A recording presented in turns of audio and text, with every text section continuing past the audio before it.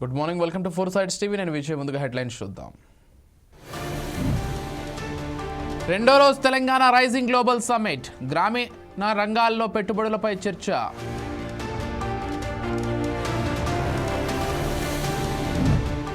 గాడిన పడుతున్న ఇండిగో విమాన సర్వీసులు, నేడు లోక్సభలో మంత్రి రామ్మోహన్ నాయుడు ప్రకటన చేసే అవకాశం.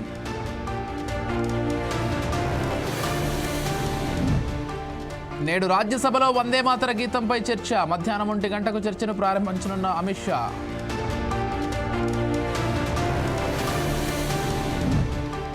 ఏడో రోజు పార్లమెంటు సమావేశాలు, నేడు లోక్సభలో ఎస్ఐఆర్ పై ప్రత్యేక చర్చ.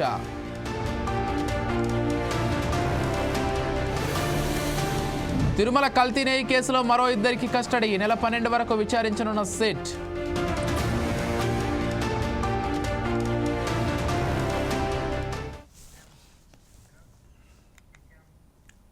డీటెయిల్స్ చూస్తే, తెలంగాణ రైజింగ్ గ్లోబల్ సమ్మిట్ రెండో రోజు కొనసాగుతోంది. సాయంత్రం 5:30 వరకు వివిధ అంశాలపై దిగ్గజ పారిశ్రామికవేత్తలు, నిపుణులతో చర్చిస్తారు. ముఖ్యంగా కాలుష్య నివారణ, పర్యావరణ పరిరక్షణ, మూసి పునరుజ్జీవనం, మౌలిక సదుపాయాల కల్పన, స్వదేశీ విదేశీ పెట్టుబడుల ఆకర్షణ, పరిశోధన, అభివృద్ధి రంగాల్లో భాగస్వామ్యాలపై కూడా చర్చిస్తారు. $3 ట్రిలియన్ ఆర్థిక వృద్ధికి రాష్ట్రం ఎదగడానికి చేపట్టాల్సిన కార్యాచరణ ప్రణాళికపై కూడా చర్చిస్తారు. అయితే సాయంత్రం 6 గంటలకు గ్లోబల్ సమ్మిట్లో కీలక ఘట్టం ప్రారంభం కానుంది. రైజింగ్ తెలంగాణ 2047 విజన్ డాక్యుమెంట్ను సీఎం రేవంత్ రెడ్డి ఆవిష్కరిస్తారు. తెలంగాణను 2047 నాటికి దేశంలోనే మొదటి స్థానంలో తీర్చిదిద్దే లక్ష్యంగా విజన్ డాక్యుమెంట్ రెడీ చేశారు.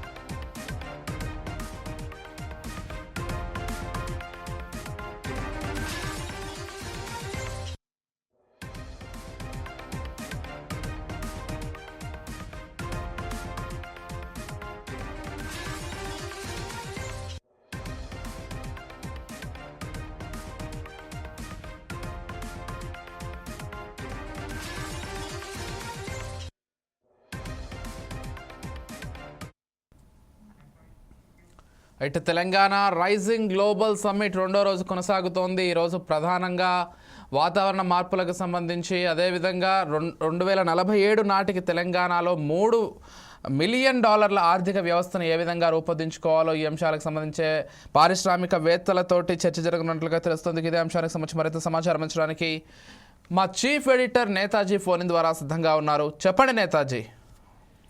Vijay, Telangana rising global summit తోటి పెట్టుబడుల సునామీ కొనసాగుతుందని మనం చెప్పాల్సి ఉంటుంది. మొదటి రోజే దాదాపు 35 కంపెనీలు 2,43,000 కోట్ల పెట్టుబడులకు ఎంఓయూ చేసుకున్నాయి. దీన్ని బట్టి మనం అర్థం చేసుకోవచ్చు ఈ గ్లోబల్ సమ్మిట్ అన్నది ఏ స్థాయిలో విజయవంతం అవుతుందో అన్నది మనం ఈ పెట్టుబడులను చూసే చెప్పాల్సి ఉంటుంది. మొత్తంగా చూస్తే ఫస్ట్ డే ఇంధన రంగంలోనే 1,00,000 కోట్లు పెట్టుబడులకు సంబంధించిన ఎంఓయూలు కుదిరాయి. అలానే 1,50,000 ఉద్యోగుల వరకు వస్తాయన్నట్లుగా ప్రభుత్వం ఆశిస్తోంది. 10 ఏళ్లలో 1,00,000 కోట్ల పెట్టుబడి పెట్టాలన్న లక్ష్యంతో Trump media and technology group ఇప్పటికే 41,000 కోట్లకు సంబంధించిన ఒప్పందాలు చేసుకున్నాయి. మొత్తం 10 ఏళ్లలో 1,00,000 కోట్ల పెట్టుబడులు పెట్టేందుకు సిద్ధమయ్యారు. అలానే డీప్ టెక్ రంగంలో బ్రూక్ ఫీల్డ్ యాక్సిస్ 75,000 కోట్ల పెట్టుబడులకు సంబంధించిన ఒప్పందం కూడా కుదిరింది. 31,000 కోట్ల పెట్టుబడులతోటి ఎవ్రెన్ అండ్ యాక్సిస్ సంతకాలు కూడా చేశాయి. 27,000 కోట్ల పెట్టుబడులకు సంబంధించి విన్ గ్రూప్ ఇప్పటికే సిద్ధంగా ఉన్న పరిస్థితిని అయితే మనం చూస్తూనే ఉన్నాం. అలానే 10,000 కోట్లకు సంబంధించి సల్మాన్ ఖాన్, మేఘాకు సంబంధించి 8,000 కోట్ల పెట్టుబడులు కూడా రాబోతున్నాయి. వంతారా తరహాలో జూ ఏర్పాటుకు రిలయన్స్ ఇప్పటికే అంగీకారం తెలిపింది. దానికి సంబంధించి కూడా పెట్టుబడులు పెద్ద ఎత్తున రాబోతున్నాయి. ఇక రెండో రోజు కనుక చూస్తే ముఖ్యమంత్రి రేవంత్ రెడ్డి 20 సమావేశాల్లో పాల్గొనబోతున్నారు. ఎడ్యుకేషన్ కావచ్చు, power, tourism, life science, food processing, automobiles, electronics, ఏఐతో పాటు వివిధ రంగాల పరిశ్రమల ప్రతినిధులతోటి ఆయన చర్చలు జరుపుతారు. అలానే పలు సంస్థలతో అవగాహన ఒప్పందాలు కూడా కుదుర్చుకోబోతున్నారు. ఉదయం 9:30 గంటలకు ఆయన ఎంసీఆర్ హెచ్ఆర్డీ నుంచి హెలికాప్టర్ లో సీఎం ఫ్యూచర్ సిటీకి, భారత్ ఫ్యూచర్ సిటీ ఏదైతే ఉందో ప్రస్తుతం జరుగుతున్న గ్లోబల్ సమ్మిట్ కి సంబంధించి అక్కడికి చేరుకుంటారు. 10 గంటలకు రాష్ట్ర వ్యాప్తంగా జిల్లా కలెక్టరేట్లలో నెలకొల్పిన తెలంగాణ తల్లి విగ్రహాలు ఏవైతే ఉన్నాయో వాటిని గ్లోబల్ సమ్మిట్ వేదిక నుంచి వర్చువల్ గా ఆయన ఆవిష్కరించబోతున్నారు. అలానే సాయంత్రం మహీంద్రా అండ్ మహీంద్రా అధినేత ఆనంద్ మహీంద్రా తోటి కూడా రేవంత్ రెడ్డి ప్రత్యేకంగా సమావేశం అవుతారు. గ్రీన్ వెహికల్స్ కావచ్చు, రూరల్ ఎంటర్ప్రైజ్ రంగాల్లో పెట్టుబడుల మీద ఆయనతోటి చర్చించబోతున్నారు. ఆ తర్వాత సాయంత్రం 6 గంటలకు తెలంగాణ రైజింగ్ విజన్ డాక్యుమెంట్ అంటే ఏంటి అన్నది ఆయన ఆవిష్కరిస్తారు. మొత్తం 2047 నాటికి తెలంగాణ ఎకానమీని $3 ట్రిలియన్ చేర్చాలన్నదే ఏకైక లక్ష్యంగా పెట్టుకున్నారు. ప్రస్తుతం భారతదేశంలో తెలంగాణ జనాభా కనుక చూస్తే 2.9% ఉంది. అలాంటిది జీడిపిలో తెలంగాణ వాటా 5% ఉంది ప్రస్తుతం. దాన్ని 10% పెంచాలన్న ఏకైక లక్ష్యంతో తెలంగాణ ప్రభుత్వం కసరత్తు చేస్తుంది. అందులో భాగంగానే ఈ తెలంగాణ రైజింగ్ గ్లోబల్ సమ్మిట్ ని కూడా నిర్వహిస్తుంది.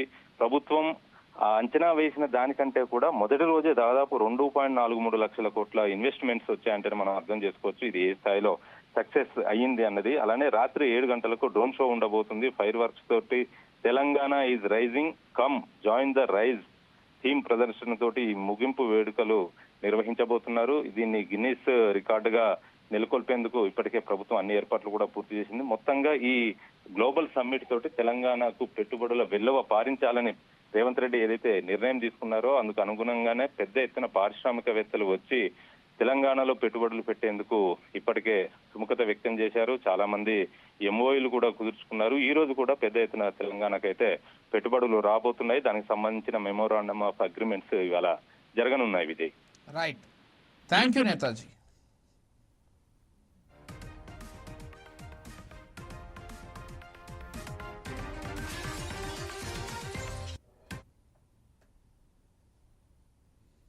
All of you have joined us. I see you as a partners and stakeholders in the journey. With your support, we can achieve all our goals. I want to conclude by saying Telangana rising is unstoppable. Come, join the rise. Thank you. Jai Telangana.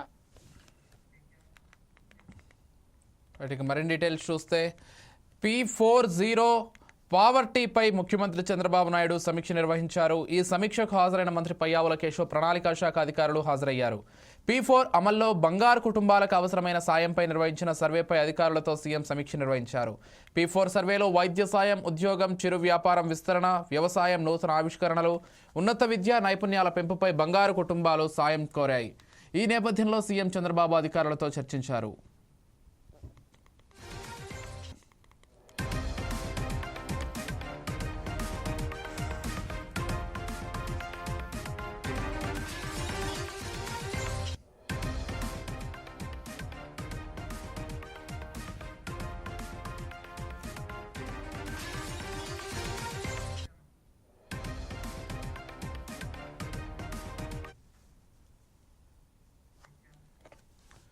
IndiGo సంక్షోభంపై కేంద్ర పౌర విమానయాన మంత్రి రామ్మోహన్ నాయుడు కీలక ప్రకటన చేశారు.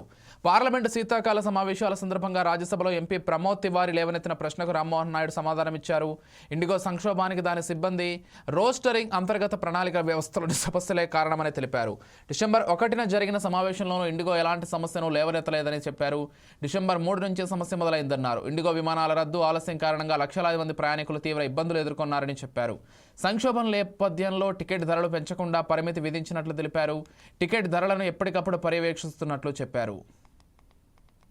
वो AMSS से related नहीं है। इंडिगो के इंटरनल ऑपरेशंस में उनके जो क्रू रोस्टरिंग सिस्टम है, उनका जो अपना इंटरनल प्लानिंग है, उसमें गड़बड़ी के कारण ये सब हुआ है।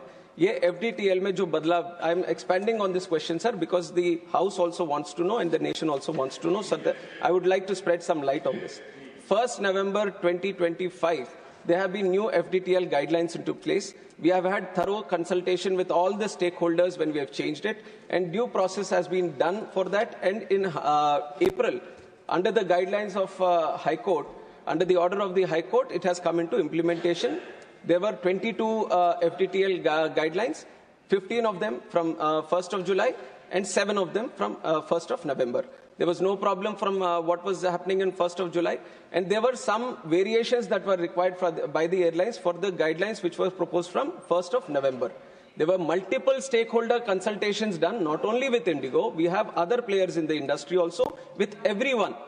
Multiple stakeholder consultations regarding the FTL, where we have been very, very strict, saying that there has to be no compromise on safety. Safety is the topmost priority. We care for the crew, we care for the pilots, and we care for the safety of the entire system, we care for the passengers. So from the ministry, we have made it very, very clear to all the airlines that they have to follow the rules. And from 1st of, I'm just expanding so that you get the whole understanding of the issue. 1st of November, since this has happened, DGCA has been in continuous consultation. They wanted some variations, all the airlines, not just one airline, all airlines have come back because they vary in the operations. Some are having night operations, some are operating heavily in the northeast, some have ATR specific operations. So they, even if you talk about airlines, they all have different kind of operations. And because of the operations and because of the FDTL guidelines, which is a uniform blanket on all the airlines, they all have come for different variations. DGCA has sat with all the airlines. Wherever there was no compromise on the safety, after thorough consultation and after thorough safety risk assessment, necessary variations, necessary exemptions have been given beforehand itself. Crisis अभी देखने को मिल Congress MLA Vedma బొజ్జుకు నిరసనగా తగిలింది. మంచిర్యాల జిల్లా జిన్నార మండలం దేవునిగూడ గ్రామంలో సర్పంచ్ ఎన్నికల ప్రచారంలో పాల్గొన్న కాంగ్రెస్ ఎమ్మెల్యే వెడ్మా బొజ్జును స్థానికులు ఎన్నికల హామీలపై నిలదీశారు. కాంగ్రెస్ పార్టీ ఎన్నికల ముందు ఇచ్చిన ఒక్క హామీ కూడా పూర్తి అమలుగా చేయలేదని గ్రామ మహిళలు ఆగ్రహం వ్యక్తం చేశారు. దాంతో సమాధానం చెప్పలేక ప్రచారం మధ్యలో నిలిపివేసి వెళ్లిపోయారు ఎమ్మెల్యే.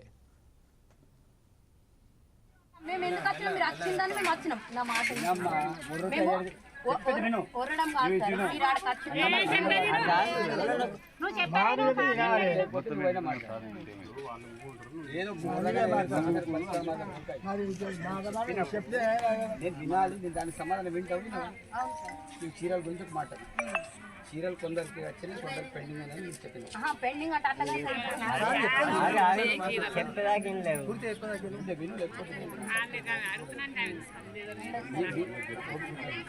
మీకు ఉండదు, నాకు ఏమంటానంటే చీరలు అనేది కొందరికి వచ్చినాయి, కొందరికి ఇచ్చేది. మీకు కోడ్ వచ్చింది కాబట్టి పెండింగ్ పెట్టారు.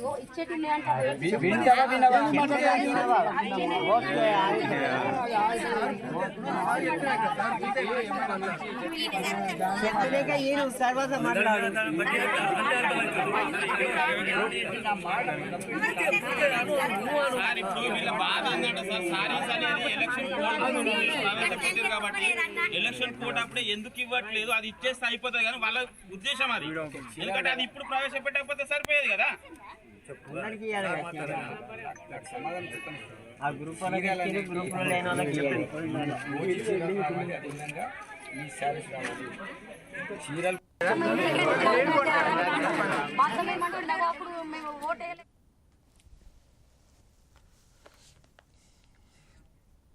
ఆంధ్రాలో సీఎం చంద్రబాబు వైసీపీ అధినేత జగన్ మధ్య పోటీ ఉంది. ఇప్పుడు ఇదే సీన్ తెలంగాణలో రిపీట్ అవుతుంది. అంటే చాలా జగన్లో తెలంగాణలో పోటీ చేస్తున్నారా డౌట్ వద్దు. విషయం ఏంటంటే చంద్రబాబు నాయుడు జగన్ పేర్లతో ఉన్న ఇద్దరు సర్పంచ్ అభ్యర్థులు ఎన్నికల బరిలో పోటీ పడుతున్నారు.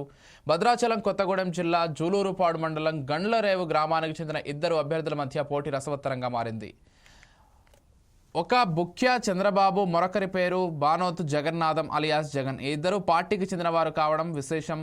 నామినేషన్ల ఉపసంహరణ ఉన్నప్పటికీ బరిలో నిలిచేందుకే మొగ్గు చూపుతున్నారు. ఇక వీరిద్దరి మధ్య సయోధ్య కుదిర్చేందుకు వైరా ఎమ్మెల్యే రామదాస్ నాయక్ రంగంలోకి దిగారు. ఆ ఎమ్మెల్యే ప్రయత్నం ఫలిస్తుందా లేదా అనేది వేచి చూడాలి. పెన్షన్ కానీ వీధి లైట్లు అయినా లేదా డ్రైనేజ్ సమస్య అయినా ఏదున్నా ఒకవేళ రోడ్ల కాడ కలవట్ల కాడ నీళ్లు పోకపోతే మురుగు నీళ్ళు కూడా దాన్ని క్లియర్ చేసే బాధ్యత నాది. ఈసారి మనం ఖచ్చితంగా కష్టపడి గెలిస్తే రేపు ఊరు భవిష్యత్తు అనేది రూపు మార్పి నేను చూపిస్తాను. దాంట్లో అయితే ఇబ్బంది లేదు. అవినీతికి అయితే నేను పాల్పడను. ఏదన్నా సరే డిస్ప్లే ఏ ఫండ్స్ వచ్చినా సరే ఊరిలో ఉన్న 10 మంది గ్రామ వార్డులను పిలిపించి ఎంత అయితే ఫండ్స్ ఉందో అంత ఫండ్స్ మొత్తం డిస్ప్లే చేసి మన గుళ్ళరి పంచాయతీలో ఎక్కడైతే పెద్ద సమస్య ఉందో ఆ సమస్యకు ఫస్ట్ ప్రియారిటీ ఇవ్వాలి. ఓకేనా? ప్రియారిటీ ఇచ్చి ఆ పని మనం ముందు చేపియాలి. కూకట్పల్లి నియోజకవర్గంలో తెలంగాణ జాగృతి అధ్యక్షురాలు కవిత జనం బాట కార్యక్రమం నిర్వహించారు. ఇందులో భాగంగా కేపీహెచ్పీ డివిజన్లో రమ్య గ్రౌండ్స్ వద్ద స్కూల్ నిర్మాణ పనులను పరిశీలించారు. అనంతరం స్థానికులతో కలిసి చర్చించారు. 3 ఏళ్ల క్రితం స్కూలు పనులను ప్రారంభించారని, కొన్ని కారణాల వల్ల ఆగిపోయిందని కవిత దృష్టికి తీసుకొచ్చారు. అదేవిధంగా ఎంఐజీ ఇళ్ల మధ్యలో వైన్ షాపులను ఏర్పాటు చేయడం ద్వారా ఇబ్బందులకు గురవుతున్నామని స్థానికులు వాపోయారు. ఉదయం 10 గంటల నుంచి రాత్రి 11 గంటల వరకు ఈ వైన్ షాప్ వల్ల నిత్యం సమస్యలేనని చెప్పారు. మహిళలు, ఆడపిల్లలు బయటకు వెళ్లాలంటే నరక యాతన అనుభవిస్తున్నారని తెలిపారు. ఎన్నిసార్లు అధికారులకు మొరపెట్టుకున్నా తమ సమస్యను పరిష్కరించడం లేదంటూ అసహనం వ్యక్తం చేశారు. అనంతరం పక్కనే ఉన్న పాఠశాలను సందర్శించి పిల్లలతో సందడిగా గడిపారు. కేసీఆర్ గారికి ఇచ్చాం, ఇక్కడ లోకల్ ఎమ్మెల్యేకి ఇచ్చాం, కార్పొరేటర్ గారికి సన్మానం చేసాం. మొత్తం అంతా చేసిన ఆడవాళ్ళకి చాలా ఇబ్బంది కలుగుతాం. ఇళ్ళ మధ్యలో ఇచ్చారు. రాత్రి పూట అయితే పిల్లలకి ఏది జరిగినా రక్షణ లేకుండా అయిపోతుందమ్మా. ఇప్పుడు వారం రోజుల నుండి మళ్ళీ మేము ధర్నా చేస్తే మళ్ళీ ఆగిందమ్మా. మళ్ళీ రేపుడికేమో కొంతమంది కొత్తది కదమ్మా, పాతదే దాన్ని మళ్ళీ తీసారమ్మా. ఎందుకు ఆపారో తెలియదు తల్లి. ఆపారు. మళ్ళీ రేపు వస్తుందని వినికుడు వస్తుంది. వినికుడు వస్తే తమరికి యుద్ధమని ఇక్కడ ఎమ్మెల్యే చాలా ఇబ్బంది అమ్మ. ఇలా మధ్యలోనే ఆ రోడ్డు కొన్నామ్మా. ఆ రోడ్డుకి రెస్టారెంట్లు ఉన్నాయి. ఇవి ఇల్లమ్మా, ఇది వైన్ షాప్ అమ్మ. మధ్యలోనే ఉంది తల్లి. దానికి షేర్లింగంపల్లి నియోజకవర్గం వివేకానంద నగర్ డివిజన్ మాధవరం కాలనీలో జాగృతి అధ్యక్షురాలు కవిత పర్యటించారు. ఈ సందర్భంగా అభిలాష్ గౌడ్ ఆధ్వర్యంలో సుమారు 100 మంది మహిళలు యువత పార్టీలో చేరారు. వారికి జాగృతి అధ్యక్షురాలు కవిత పార్టీ కండువాలు కప్పి సాదరంగా ఆహ్వానించారు.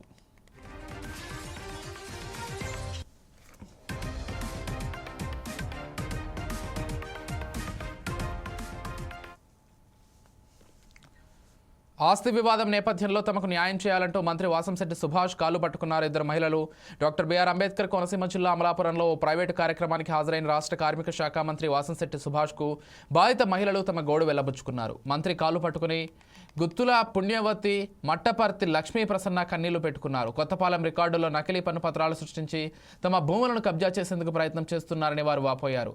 తమ కొబ్బరి తోటకు వెళ్లి కోత పనులు అడ్డుకొని చంపేస్తామంటూ బెదిరింపులకు కూడా దిగారని ఆవేదన వ్యక్తం చేశారు. కొత్తపేటలో భూమి, నా పొలంలో నేను దింపు తీసుకోవడానికి వెళ్తే ఆ ఊర్లో గ్రామ కాపురస్తులు వచ్చి కుడిపూడి వెంకటరత్నం, కుడిపూడి రమేష్, కుడిపూడి వెంకటేష్,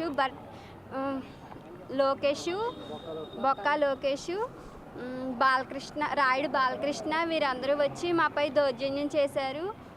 మినిస్టర్ గారిని, సుభాష్ అన్నయ్యని నేను అడుగుతున్నాను, నా భూమి నాకు ఇప్పించవలసిందిగా కోరి ప్రార్థిస్తున్నాను. నాకు ఈ సహాయం చేయండి. పేరు గుత్తుల పుణ్యవతి సీతారామలక్ష్మి అండి. నా భర్త చిన్నప్పుడే చిన్న పిల్లలు అప్పుడు చనిపోయాడండి. తర్వాత వెంకటరావు గారు, గుత్తుల వెంకటరావు గారు అని ఆయన కొత్తపాలెం అండి, కొత్తపేట అండి. ఆయన నన్ను పెళ్లి చేసుకున్నారండి. చేసుకుని పిల్లలు పెద్దలు చేసి పెళ్లి చేసి పిల్లలకి పాప అయ్యి పెళ్లి చేశారండి. పిల్లల్ని చదివించారు. ఆయన అంతా బాగానే ఉందండి. తర్వాత నా అనంతరం కూడా ఆయన అనంతరం నాకు మళ్ళీ 14 గుంటలు రాసిచ్చాడండి.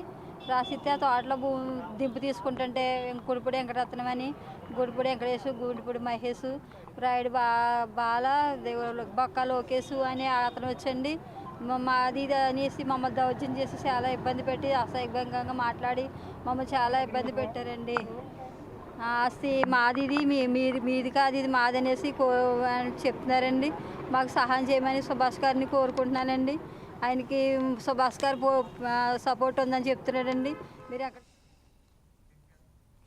కాకినాడ జిల్లా ఏలేశ్వరం మండలం వెంకటేశ్వర ఫంక్షన్ హాల్లో మండల పాస్టర్స్ ఫెలోషిప్ ఆధ్వర్యంలో క్రిస్మస్ వేడుకలను ఘనంగా నిర్వహించారు. ఈ వేడుకలకు పత్తిపాడు ఎమ్మెల్యే పరువుల సత్యప్రభ ముఖ్య అతిథిగా హాజరయ్యారు. యేసుక్రీస్తు ప్రపంచానికి అందించిన ప్రేమ, దయ, కరుణ వంటి శాశ్వత సందేశాలు మానవాళికి మార్గదర్శకమని ఎమ్మెల్యే అన్నారు. క్రీస్తు బోధనలను ఆచరిస్తూ సమాజంలో శాంతి, సౌహార్దాలు మరింత చిగురించాలని పిలుపునిచ్చారు. క్రైస్తవ సోదరులకు ఎల్లప్పుడూ అండగా ఉంటామని హామీ ఇచ్చారు. శుభాకాంక్షలు తెలియజేస్తున్నాను. చాలా సంతోషం మీ అందరితో పాటు ఈ కార్యక్రమంలో నన్ను కూడా ఒక భాగం చేసినందుకు మరొకసారి మీ అందరికీ కూడా ధన్యవాదాలు తెలియజేసుకుంటున్నాను.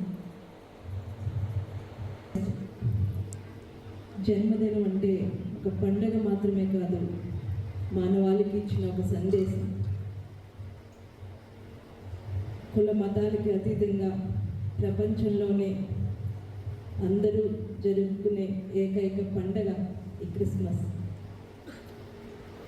బైబిల్లోని ఒక వాక్యం, దేవుడు లోకంను ఎంతగానో ప్రేమించును.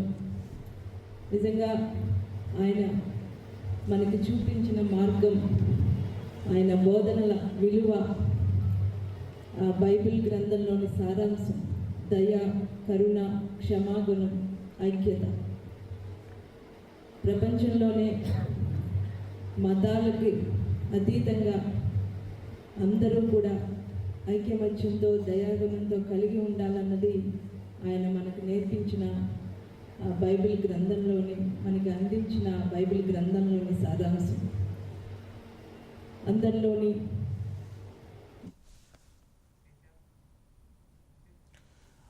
రైట్. ఇక ఇవి ఇప్పటివరకు ఉన్నటువంటి bulletin updates. Keep watching 4 Sides TV.